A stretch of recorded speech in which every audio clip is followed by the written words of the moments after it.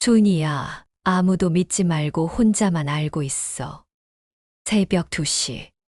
평안요양원 206호. 침묵을 깨뜨리는 건 오직 할머니의 거친 숨소리뿐. 박영자 할머니의 목소리가 어둠을 가른다.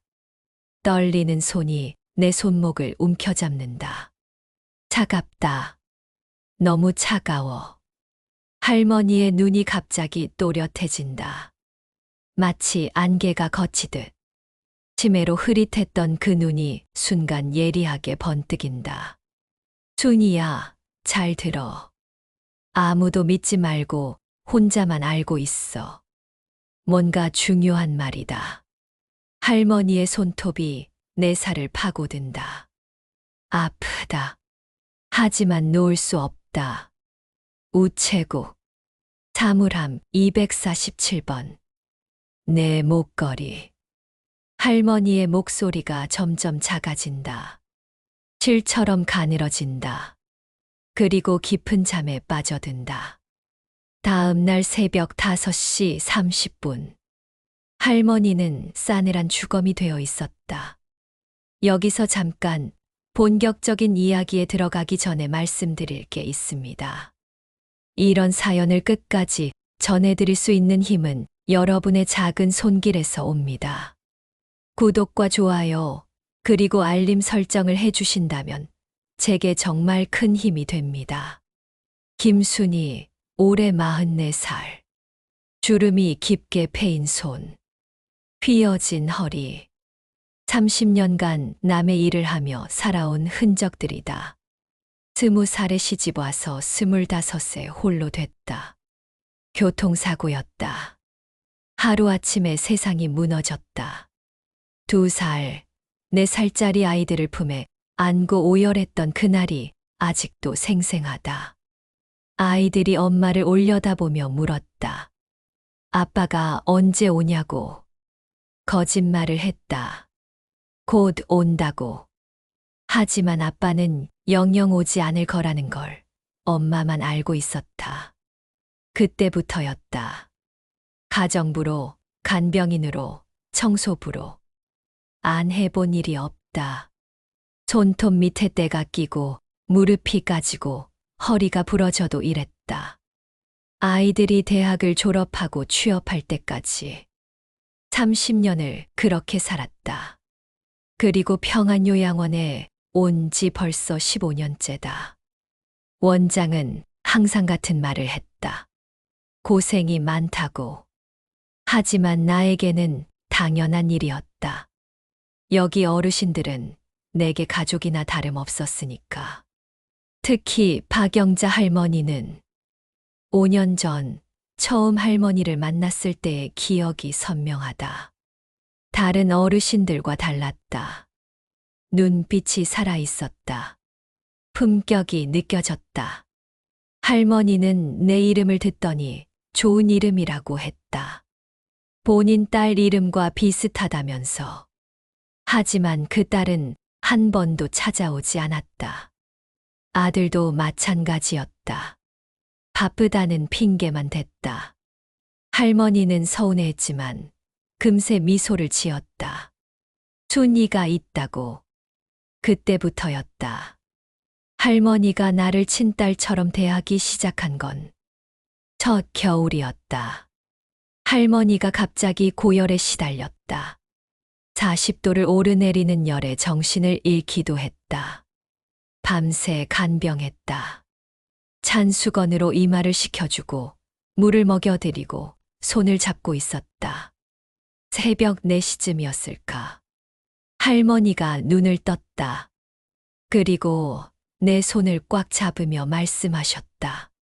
순이야, 고마워. 정말 고마워. 그때 할머니 눈에서 눈물이 흘렀다. 나도 모르게 따라서 울었다. 그 후로 할머니는 정말 친어머니가 되셨다. 매일 아침 내가 출근하면 반갑게 맞아주셨다. 밥은 먹었는지, 어디 아픈 곳은 없는지, 집에서 무슨 일은 없는지. 할머니만의 특별한 습관이 있었다. 내 생일을 챙겨주시는 것이었다. 치매가 진행되어도 내 생일만큼은 절대 잊지 않으셨다. 작년 생일날 할머니가 몰래 준비한 게 있다고 하셨다. 서랍에서 꺼내신 건 직접 뜨신 목도리였다. 손목이 아프다고 하시면서도 몰래 떠주신 것이었다. 춘이야, 추운 겨울에 감기 걸리면 안 되잖아. 그 목도리를 목에 둘러주시는 할머니의 손길이 따뜻했다. 엄마 손길 같았다. 할머니는 내 걱정을 많이 하셨다. 너무 열심히 일한다고, 몸 상한다고, 가끔은 쉬어야 한다고. 그러면서 용돈이라며 몰래 돈을 쥐어주시기도 했다. 할머니, 이러시면 안 돼요. 괜찮아. 할머니가 쓸 돈이 어디 있겠니? 너나 잘 챙겨 먹어. 할머니에게는 내가 진짜 딸이었다. 어느 여름날이었다. 할머니가 갑자기 우울해하셨다. 창밖만 바라보고 계셨다. 이유를 물어봤더니 돌아가신 남편 생각이 난다고 하셨다. 할아버지가 보고 싶으세요? 응. 많이 보고 싶어. 우리 그렇게 사랑했는데. 할머니는 젊은 시절 이야기를 해주셨다. 남편과 처음 만났을 때, 결혼했을 때, 아이들을 키울 때. 그 모든 순간들이 행복했다고. 그날 밤, 나는 할머니를 위해 특별한 걸 준비했다. 할아버지 사진을 찾아서 예쁘게 액자에 넣어드렸다. 할머니가 얼마나 좋아하셨는지. 춘이야, 내가 있어서 정말 다행이야. 할머니가 자주 하시던 말씀이었다. 치매가 점점 심해졌다. 다른 건 다 잊어도 내 이름만은 절대 잊지 않으셨다. 아침에 눈을 뜨면 가장 먼저 순이를 찾으셨다. 순이야, 어디 있니? 여기 있어요, 할머니.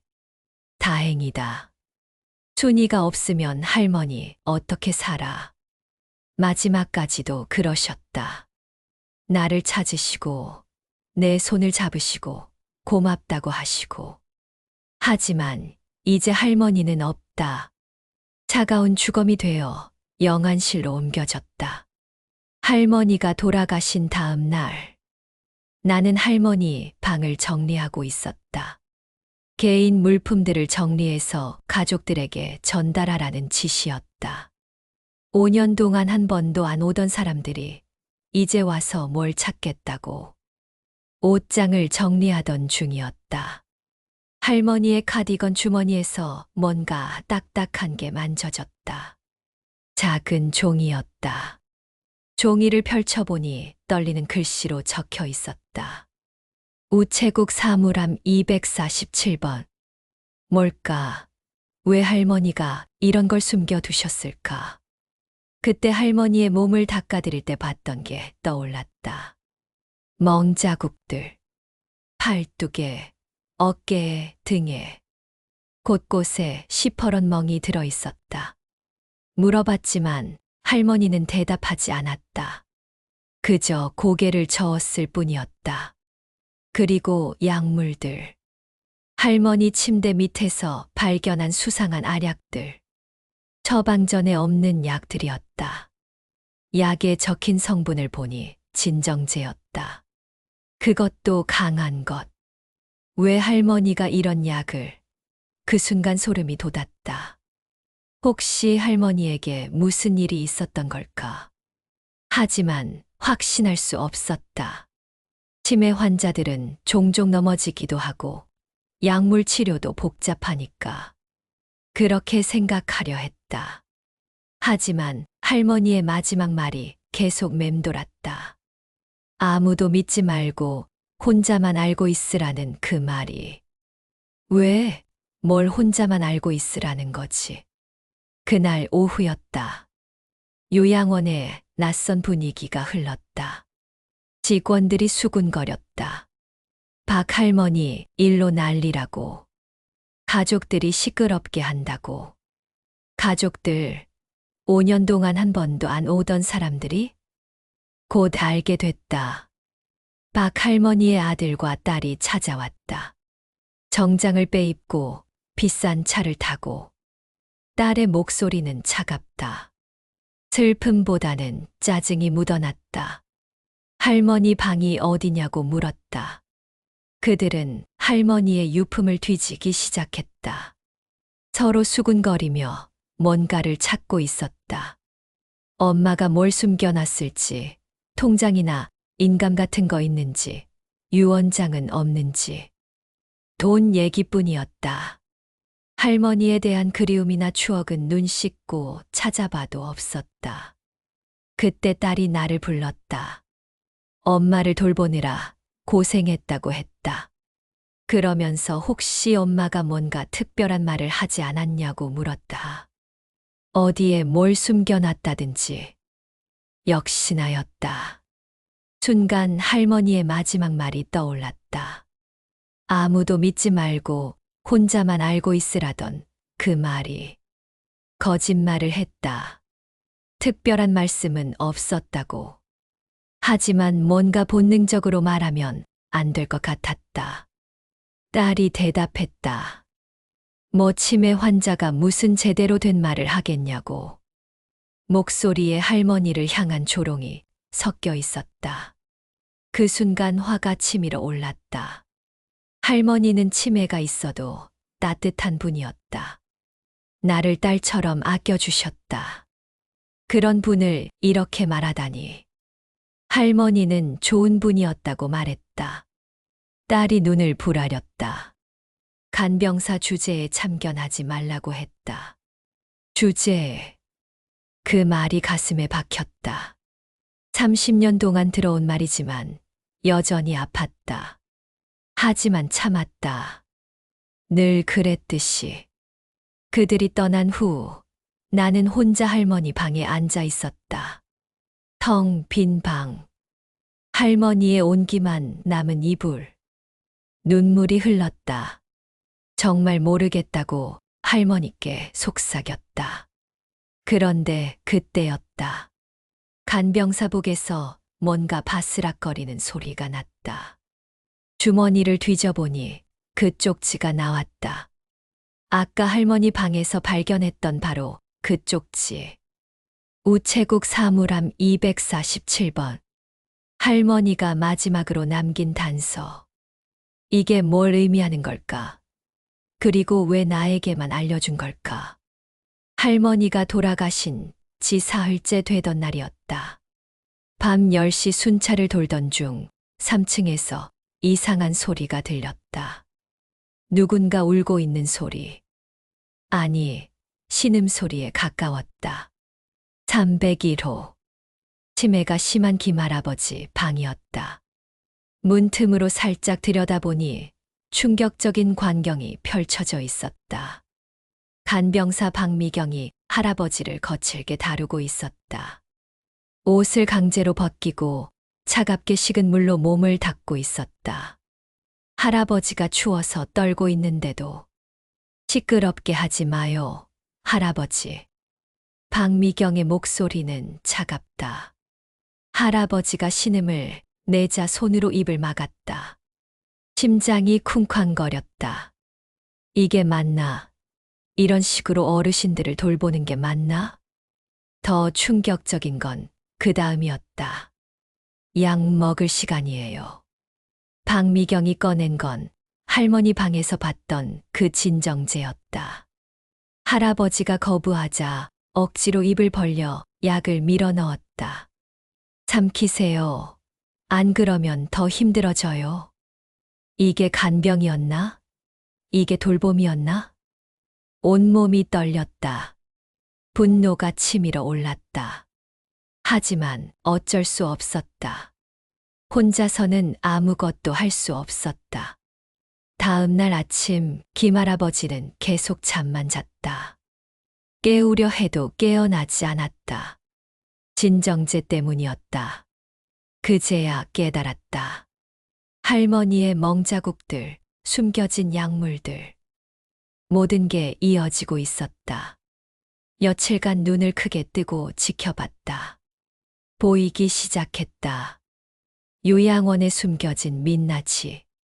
직원들은 어르신들을 물건 다루듯 했다. 식사 시간에는 급하게 밥을 떠먹였다. 흘리면 짜증을 냈다. 화장실 가자고 하면 기저귀를 채워버렸다. 어르신들이 뭘 알겠어요. 그냥 조용히 있게 하면 되는 거예요. 간병사들끼리 나누는 대화였다. 더 심한 건 약물이었다. 어르신들에게 처방된 정상적인 약 대신 값싼 진정제를 먹였다. 정상적인 약은 따로 빼돌려서 팔았다. 어차피 치매 걸린 사람들이 뭘 알겠어. 간병사 이영희의 말이었다. 웃으면서 하는 말이었다. 분노가 끓어올랐다. 어르신들은 물건이 아니다. 우리의 부모님들이고 할아버지 할머니들이다. 하지만 더 충격적인 건 원장의 비리였다. 늦은 밤 원장실에서 나오는 대화를 엿들었다. 이번 달 정부 지원금 얼마나 들어왔나? 원장 김태수의 목소리였다. 5천만 원 정도 됩니다. 하지만 실제로는 절반도 안 쓰고 있으니까. 사무장 이정훈이 대답했다. 좋아. 그럼 나머지는 어디로 빼돌릴까? 예전처럼 가짜 영수증 만들어서 처리하면 됩니다. 정부에서 어르신들을 위해 지원하는 돈을, 그들의 생활비와 의료비로 쓰라고 주는 돈을 개인 주머니로 빼돌리고 있었다. 그러니까 어르신들이 제대로 된 돌봄을 받을 수 없었던 것이다. 값싼 약을 먹고 형편없는 식사를 하고 학대당하면서도 참아야 했던 것이다. 더 이상 참을 수 없었다. 증거를 모았다. 몰래 촬영한 학대 동영상, 바꿔치기 된 약물들, 가짜 영수증들, 할머니가 남긴 진정제도 함께. 그리고 원장에게 찾아갔다. 원장님, 말씀드릴 게 있습니다. 김태수 원장은 여전히 자신만만했다. 무슨 일이냐고 물었다. 증거들을 테이블 위에 올려놓았다. 동영상을 보여줬다. 바꿔치기 된 약들을 보여줬다. 이게 뭡니까? 원장의 얼굴이 순간 굳었다. 하지만 금세 태연한 척했다. 순희 씨, 뭔가 오해가 있는 것 같은데. 오해라고? 이 모든 게 오해라고? 어르신들이 학대당하고 있어요. 약물도 바꿔치기하고 지원금도 빼돌리고. 그때였다. 원장의 표정이 완전히 바뀌었다. 김순희 씨, 정신 좀 차리세요. 차갑고 위협적인 목소리였다. 박 할머니가 돌아가신 후로 이상해지셨더니 피해망상이 심해지는 것 같네요. 피해망상이라고? 내가 지금 망상을 하고 있다고? 이 모든 증거들을 뭐라고 생각하세요? 증거요? 이게 증거라고 생각하세요? 원장이 비웃었다. 누가 믿겠어요? 할머니 죽음의 충격으로 정신적 이상을 보이는 간병사의 말을. 그 순간 깨달았다. 이미 원장은 모든 걸 준비하고 있었다는 것을. 김순희 씨는 오늘부로 해고입니다. 뭐라고요? 정신적으로 불안정한 직원을 계속 둘 수는 없거든요. 다른 어르신들한테도 위험하고 세상이 무너지는 기분이었다. 그리고 이런 황당한 이야기를 밖에서 하고 다니시면 법적 조치를 취하겠습니다. 명예훼손으로. 협박이었다. 노골적인 협박이었다. 그날로 쫓겨났다. 15년간 다닌 직장에서 하루아침에 다른 직원들은 모두 고개를 돌렸다. 나와 눈도 마주치지 않았다. 이미 원장이 무슨 말을 했는지 뻔했다. 순희 씨가 할머니 죽음의 충격으로 이상해졌대. 망상에 사로잡혀서 엉뚱한 소리 하고 다닌대. 조심해야 할 것 같아. 집으로 돌아가는 길이 막막했다. 30년간 일해온 인생이 하루아침에 무너졌다. 하지만 더 큰 절망이 기다리고 있었다. 다른 요양원에 이력서를 넣어도 연락이 오지 않았다. 며칠 후에야 이유를 알게 됐다. 김태수 원장이 다른 요양원들에 연락을 돌린 것이었다. 나를 절대 고용하지 말라고.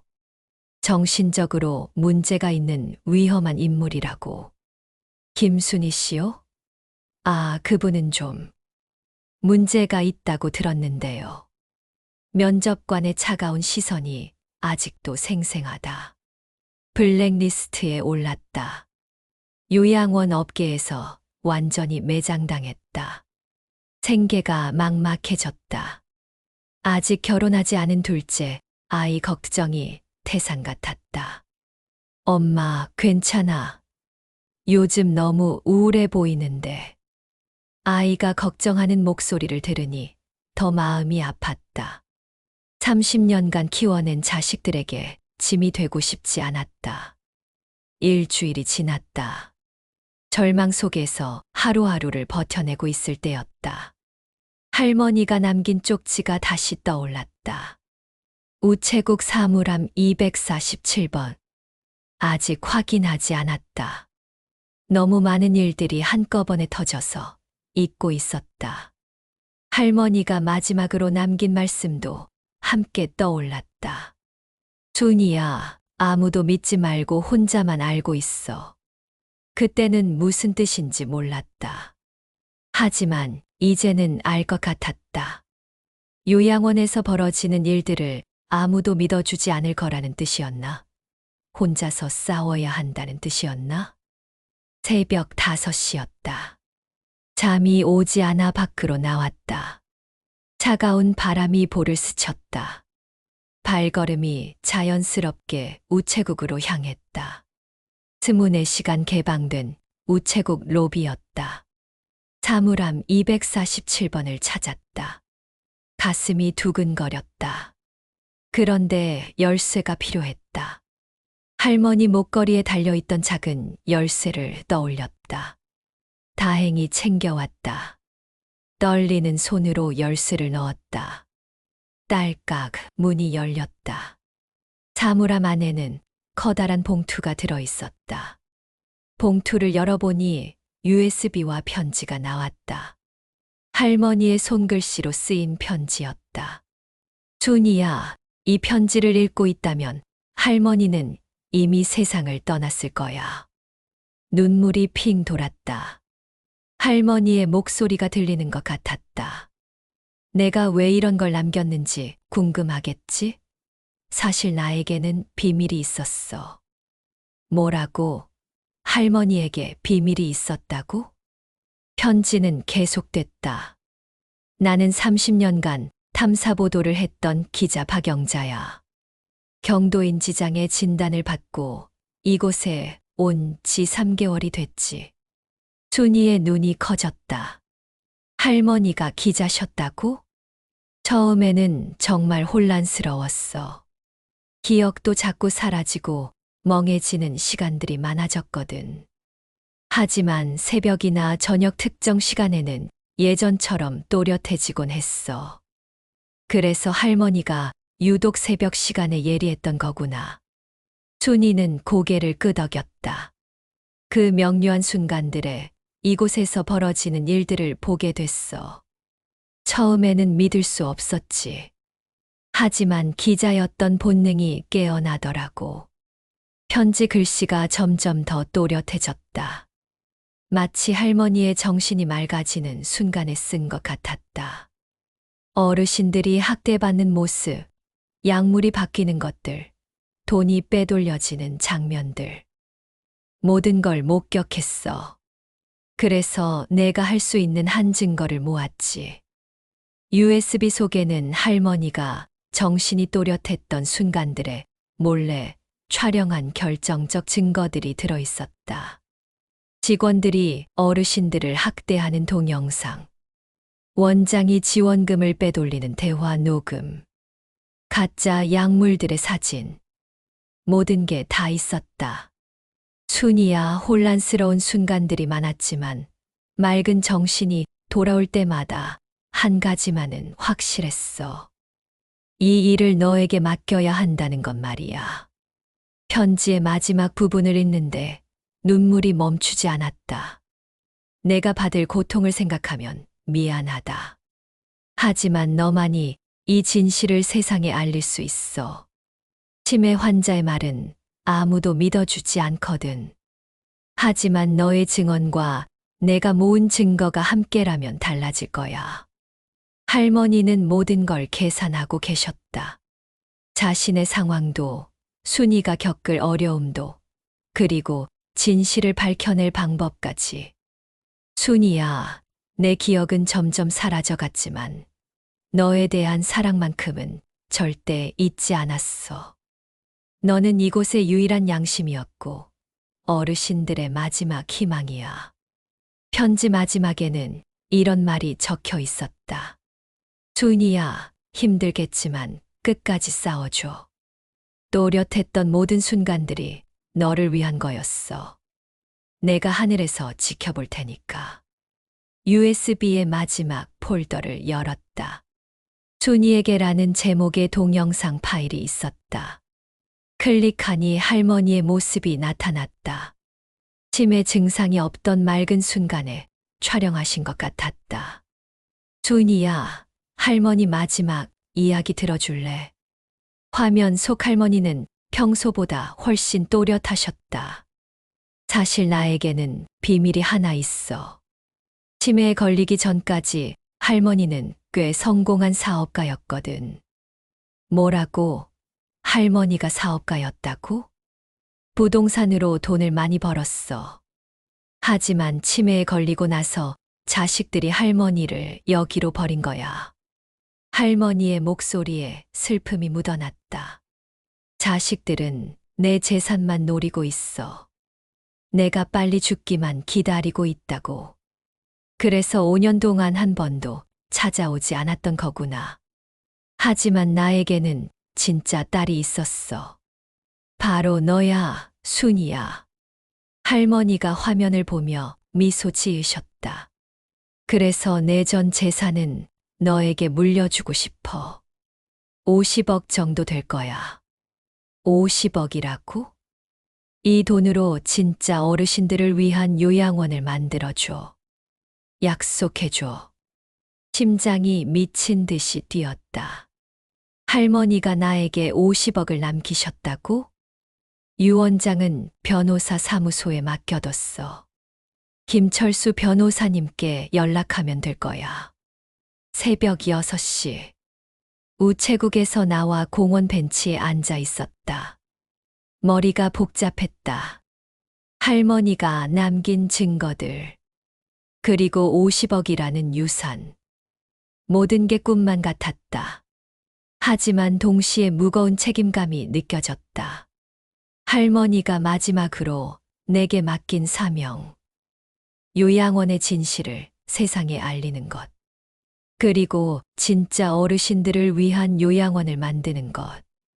쉽지 않을 거였다. 김태수 원장과 그 일당들이 가만히 있지 않을 테니까.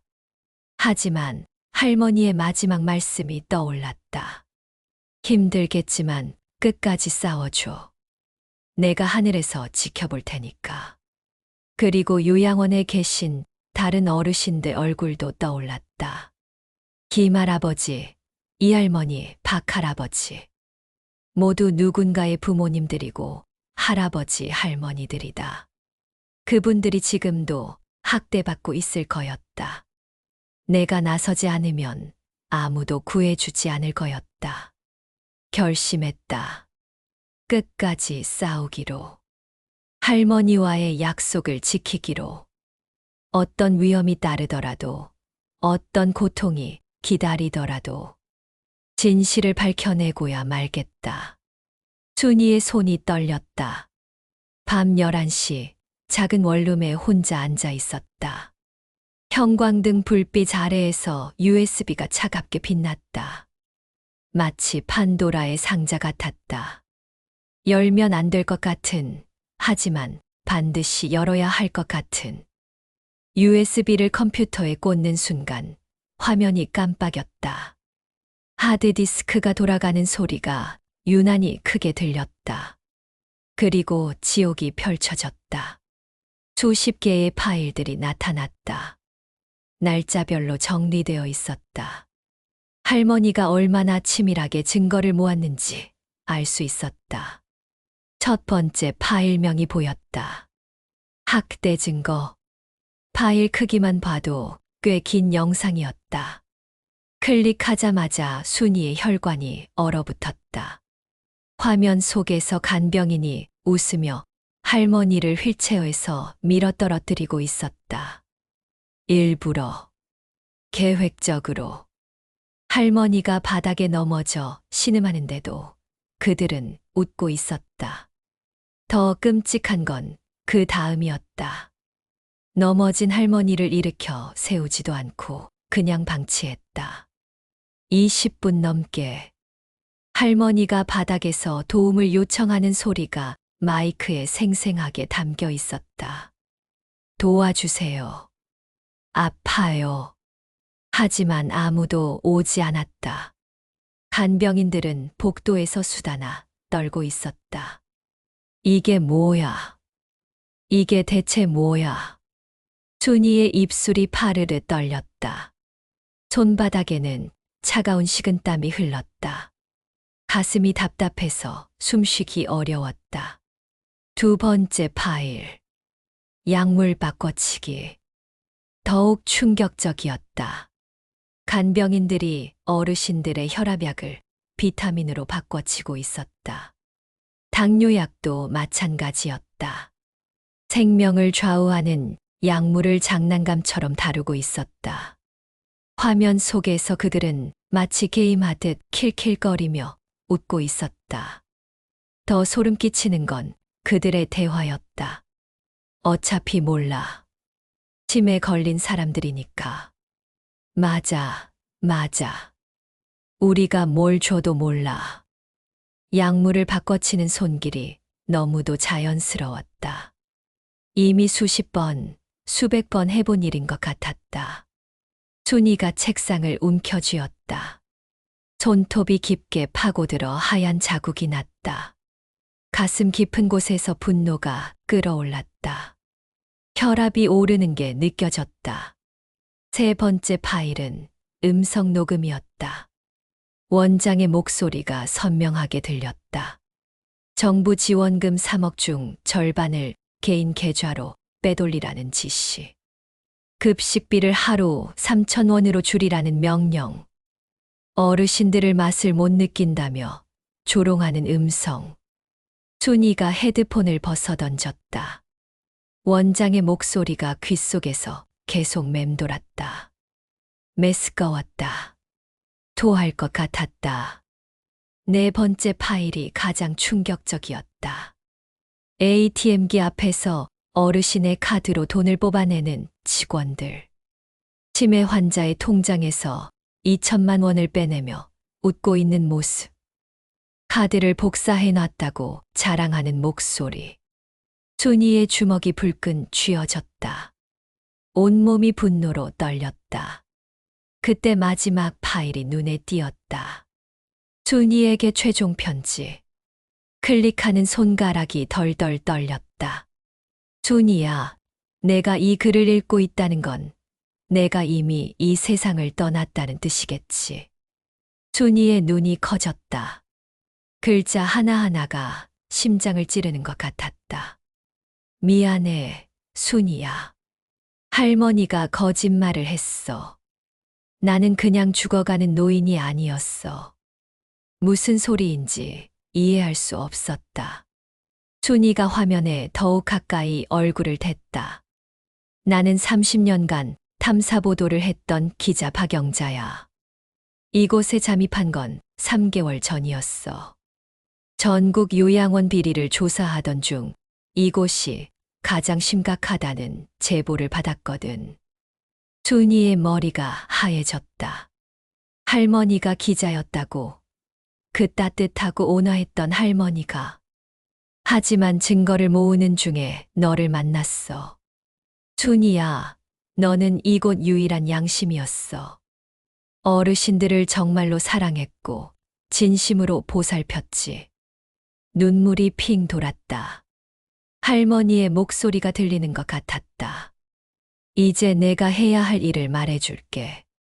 이 USB 안의 모든 증거를 언론에 제보해. 검찰에도 고발해. 그리고 어르신들의 가족들에게도 알려. 순이가 모니터를 바라보았다. 화면이 눈물로 흐려졌다. 순이야, 내가 이곳 어르신들의 마지막 희망이야. 내 죽음을 헛되이 하지 마라. 모든 퍼즐이 맞춰졌다. 할머니가 유독 예리했던 관찰력. 항상 메모하던 습관. 그리고 마지막까지 진실을 추적했던 집념. 순이가 떨리는 손으로 핸드폰을 집어들었다. 더 이상 망설일 시간은 없었다. 다음 날 아침 순이는 요양원 문 앞에 서 있었다. 하지만 출입카드가 작동하지 않았다. 빨간 불이 깜박였다. 접근 금지. 더 이상 이곳의 직원이 아니라는 뜻이었다. 어제 해고 통지서를 받고 집에 돌아와 밤새 울었다. 30년 간병 인생에서 처음으로 쫓겨난 것이었다. 억울했다. 어르신들만 생각하고 성실하게 일했는데 원장의 차가운 목소리가 아직도 귓가에 맴돌았다. 문제 직원은 우리 요양원에 필요 없어. 그리고 그 뒤에 숨어서 킬킬거리던 간병인들의 웃음소리도. 가슴 속에는 USB가 들어있었다. 진실이 담긴 무기. 손에 닿는 순간마다 뜨거웠다. 마치 뜨거운 석탄을 품고 있는 기분이었다. 순이는 요양원 담장 너머로 보이는 어르신들을 바라봤다. 창가에 앉아 바깥을 내다보는 할머니들. 휠체어에 앉아 멍하니 있는 할아버지들. 이제 그들을 돌볼 수 없다는 게 가슴 아팠다. 하지만 동시에 분노가 치밀어 올랐다. 저 안에서 지금도 학대가 벌어지고 있을 것이다.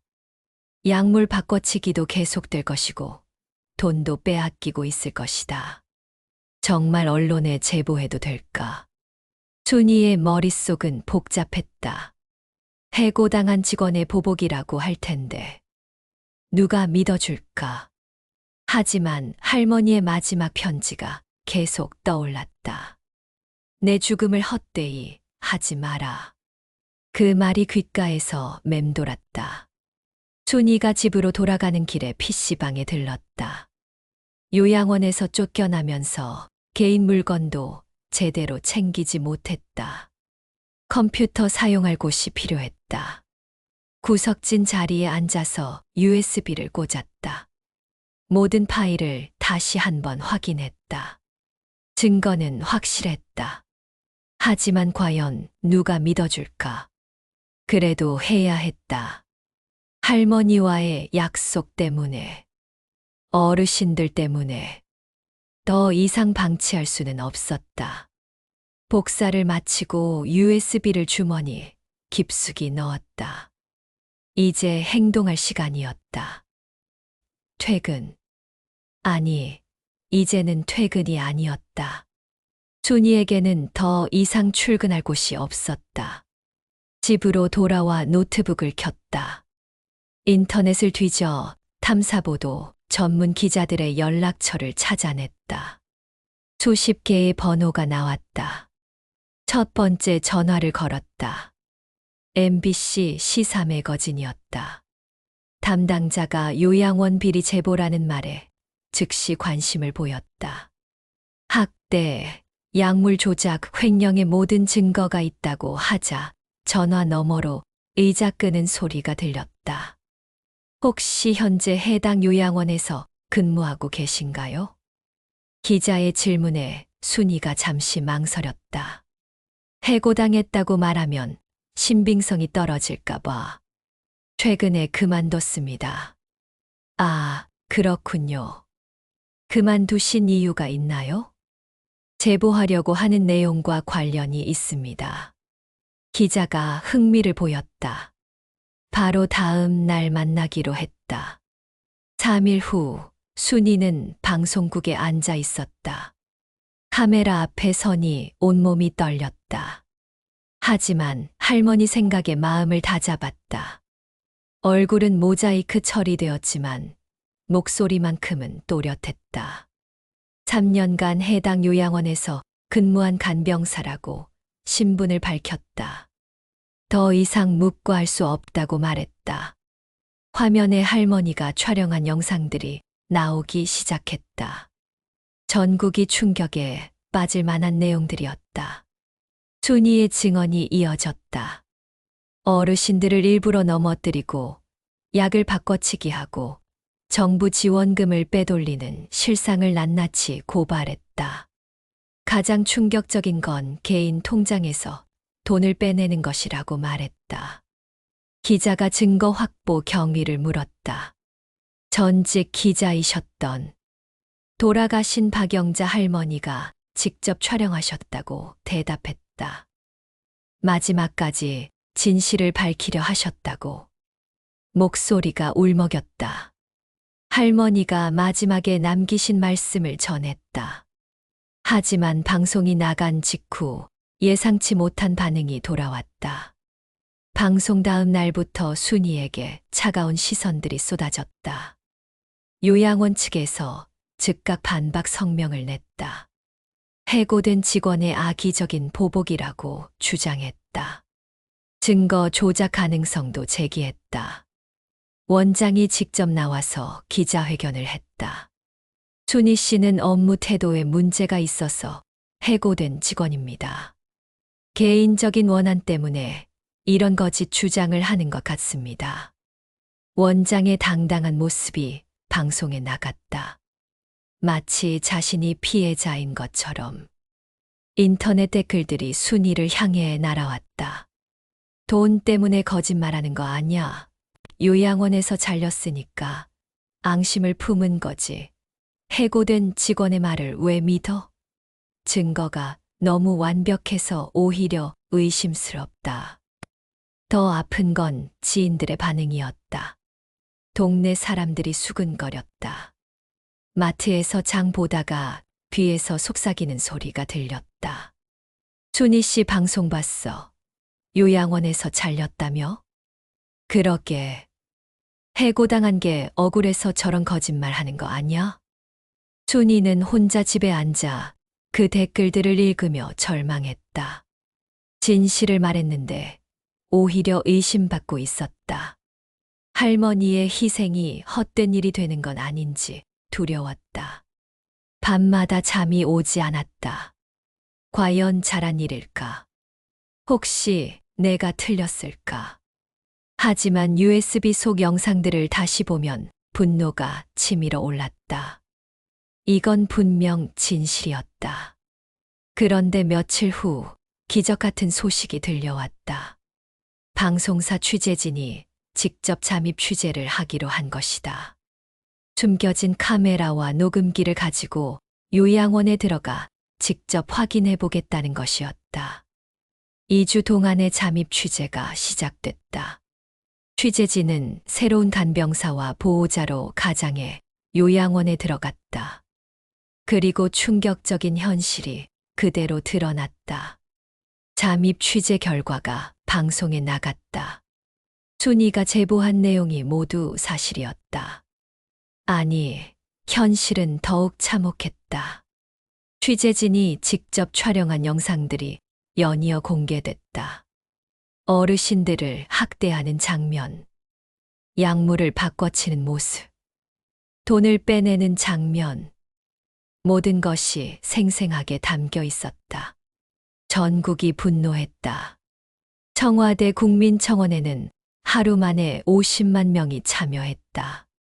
요양원 앞에는 분노한 시민들이 몰려들었다. 경찰차 10여 대가 요양원에 몰려왔다. 검찰 수사관들도 함께였다. 원장이 수갑을 차고 끌려 나왔다. 간병인들도 하나둘 체포됐다. 최 씨가 순이를 배신자라며 소리쳤지만 이미 늦었다. 언론 카메라가 모든 걸 비추고 있었다. 어르신들의 가족들이 몰려들었다. 아버지와 어머니에게 무슨 일이 일어났는지 알게 된 그들의 분노는 하늘을 찔렀다.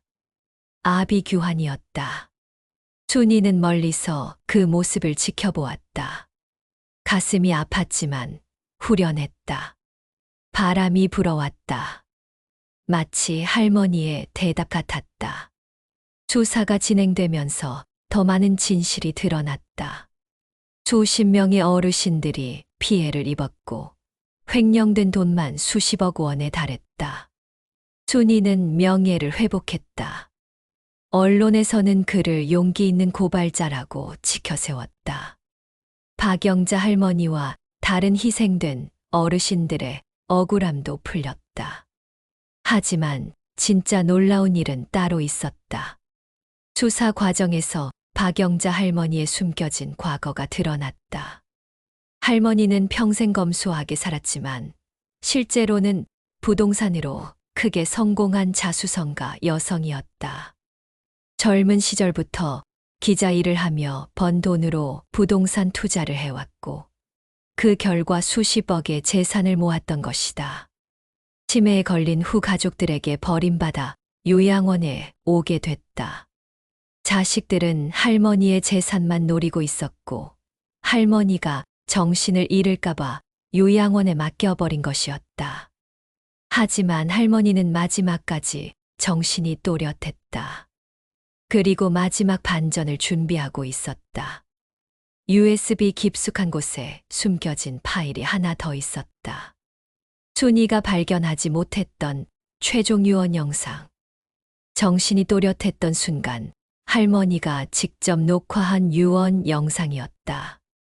화면 속 할머니가 또렷한 목소리로 말했다. 순이야, 너만이 진짜 내 가족이었다고.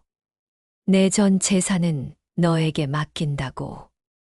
이 돈으로 진짜 어르신들을 위한 요양원을 만들어 달라고. 50억 원. 할머니가 평생 모은 전 재산이었다. 순이는 영상을 보며 눈물을 흘렸다. 할머니의 마지막 선물이었다. 마지막 믿음이었다. 1년 후, 박영자 효사랑 요양원 개원식이 열렸다. 최첨단 시설과 정성스러운 돌봄 시스템을 갖춘 모범 요양원이었다. 순이는 하얀 정장을 입고 리본 커팅 앞에 서 있었다. 30년간 남의 집 가정부, 요양원 간병사로 살아온 그가 마침내 자신만의 요양원 원장이 된 것이다. 전국에서 모범 사례로 주목받았다. 언론에서는 순이를 대한민국 간병 혁신의 어머니라고 불렀다. 개원식 날 순이는 할머니의 사진 앞에 서서 조용히 말했다. 할머니와의 약속을 지켰노라고. 어르신들이 정말 존경받으며 살 수 있는 곳을 만들었노라고. 바람이 불어왔다. 따뜻한 봄바람이었다. 먼 하늘에서 할머니가 웃고 있는 것 같았다. 따뜻하고 자랑스러운 미소로. 요양원에는 어르신들의 웃음소리가 가득했다. 진짜 가족 같은 따뜻함이 넘쳐 흘렀다. 순이는 창문 너머로 햇살을 바라보며 생각했다. 이제 시작이라고. 할머니가 꿈꾸던 세상을 만들어가는 것이 이제 시작이라고. 6개월 후 순이는 사회복지 대상을 수상했다. 시상식장에서 트로피를 들고 있는 순이의 얼굴에는 평안한 미소가 흘렀다. 할머니, 정말 해냈어요. 그렇게 속삭이는 순이의 목소리에는 감사와 희망이 가득했다. 진실은 때로 아프지만 반드시 밝혀져야 합니다. 우리 주변의 작은 용기가 세상을 바꿀 수 있습니다. 순이처럼, 할머니처럼 옳은 일을 위해 나서는 사람들이 있기에 희망은 계속됩니다.